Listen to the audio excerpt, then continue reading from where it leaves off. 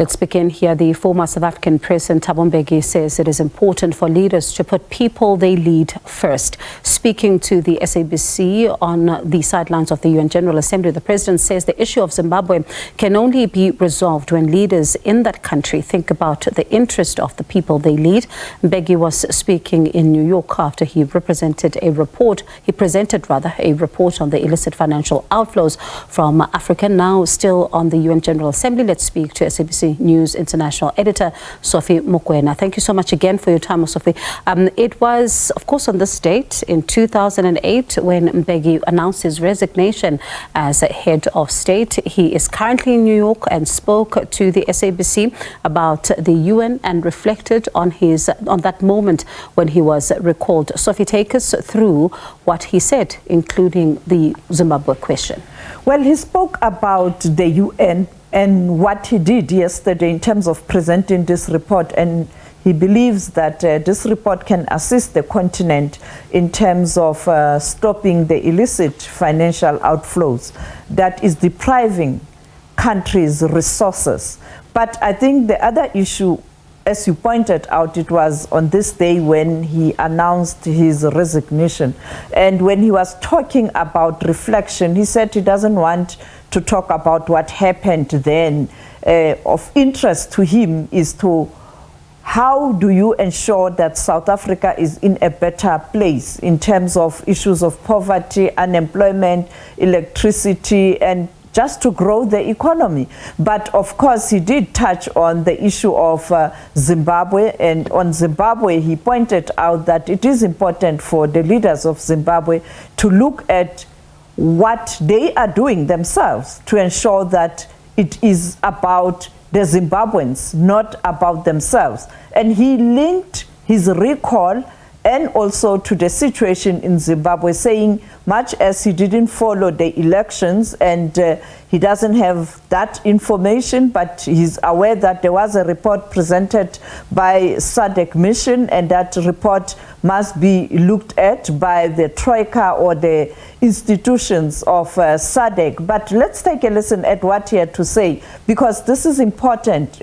also making a reference to South Africa, how South Africa handled his recall, and what Zimbabwe leaders can learn from how he responded to that recall.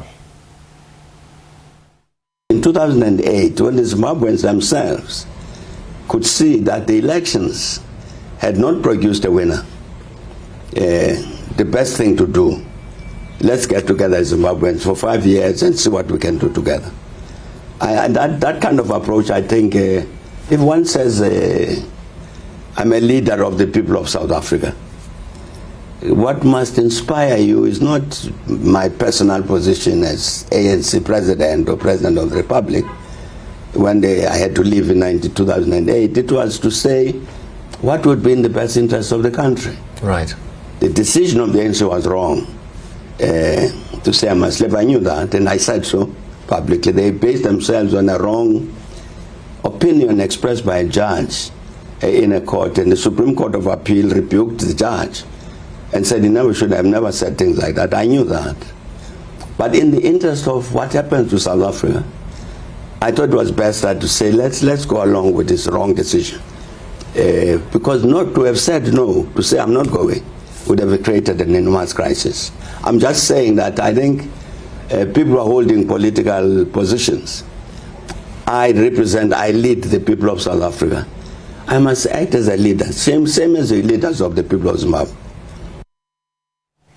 And Sophie, earlier on, you and I were talking about what Malawian President Lazarus Chakwera had to say, when he was lambasting members of the UN Security Council, really not holding back there.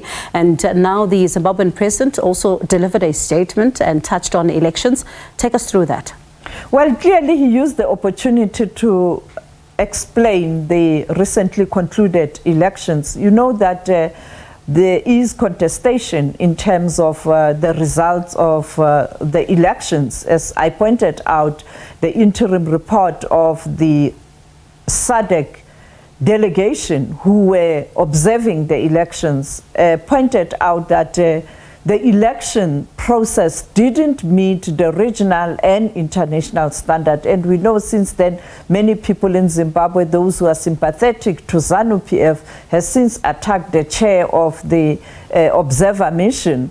And I think he took a decision to show people that they know there's this talk, but the reality is from the government of Zimbabwe, and I think from ZANU-PF, as he is also a leader of that party, they are not going back. The election results stand, and he is the leader of Zimbabwe. Let's take a listen at what Mnangagwa had to say.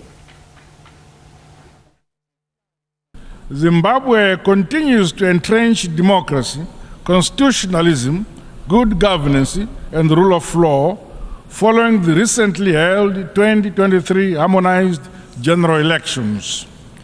I am pleased to highlight that our country enjoyed peace before, during, and after our free, fair, transparent, and credible elections. Zimbabwe has been under the illegal unilateral economic sanctions for 23 years, imposed by some Western countries. These sanctions were designed to subjugate the sovereign will of the Zimbabwean people. We therefore demand that the unjustified unilateral sanctions be unconditionally lifted, including those imposed on countries like Cuba. We remain grateful for the support and solidarity of progressive countries in the Committee of Nations. In spite of these debilitating sanctions, the people of Zimbabwe have become masters of their destiny.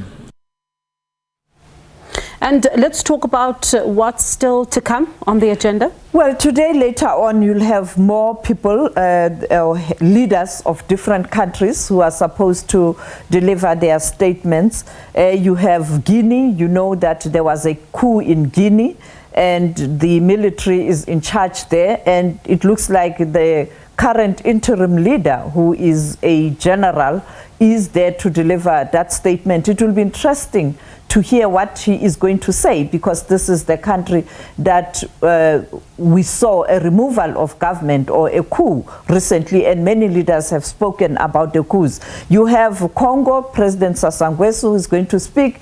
Earlier on this week, there was a back and forth in terms of what's happening in Congo. I think he will be able to set the record straight. You have Kenya, William Ruto. And then you also have State of Palestine, Mahmoud Abbas, you know very well in relation to the Middle East and Israel. You can expect sparks there. And also Sudan, you know there's a war in Sudan. The interim government, the leader of the interim government is there. It will be interesting to hear what he is going to say about the current situation in Sudan. You also have Russia, which is Saturday, because when you decide not to come and present a statement as a head of state, you relegate yourself to your country speaking very, very late in the whole week of the UNGA. And therefore, we expect before end of the week, before Sunday, Sergei Lavrov to deliver the statement on behalf of President Vladimir Putin. You can also expect breaking news there. And it's going to be an interesting one to hear from these several countries, because given the situations in those countries, it'll be interesting to hear and to see what they have to say about that. That was SABC News International editor Sophie Mokoena.